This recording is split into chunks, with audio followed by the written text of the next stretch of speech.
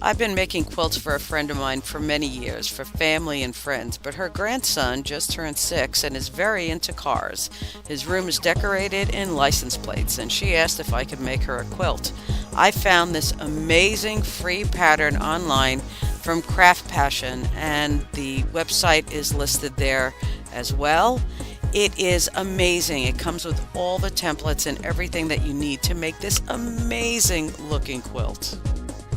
It is a heavily intensive applique process, approximately 365 individual pieces that were made. I used a blanket stitch on my machine, and the way I set up the cars is I put them in quadrants. You can see the applique stitches here, and you can see the lines that I made to keep everything centered properly. Once the main panel was done, I then worked on the sides, which was the roadway, and then I added the top and the bottom of the road, as you can see here, all appliqued. Then I worked on the bottom and top pieces and the cornerstones, which I hadn't put together yet. I used an iron-on transfer for these two, for the motor oil and the engine oil. They print backwards, so when you iron it on, when you take it off, it is right side up.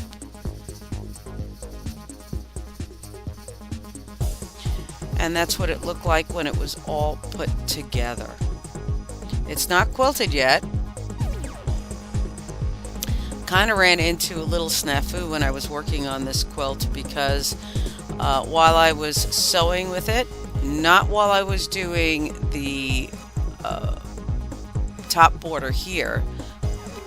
Here I just did very random swirls and just plain stippling, but I ran out of thread and the machine locked up, so I had to actually send the machine out to get it repaired.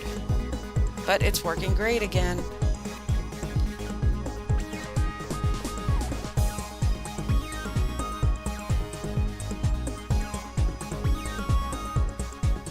On the edge of the quilt, I used an edge-to-edge design, which was done on the automatic quilter portion of it, as you can see here. The swirls in the center around the road runner are all done freehand. Actually, other than the car quilt designs on the outside, everything else was done freehand. I didn't follow the directions exactly word for word.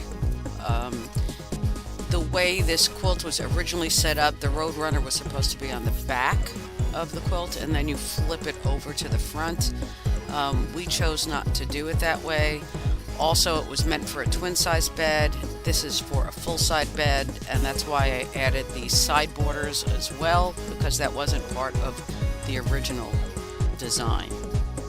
The back of the quilt has racing cars as well as racing car checks, a checkerboard, and it was a great quilt. Time consuming, labor of love, but it was fantastic to work on. Come visit us at dinahsquilts.com. Check out my next video on how I use my scan and cut to cut out all the applique pieces.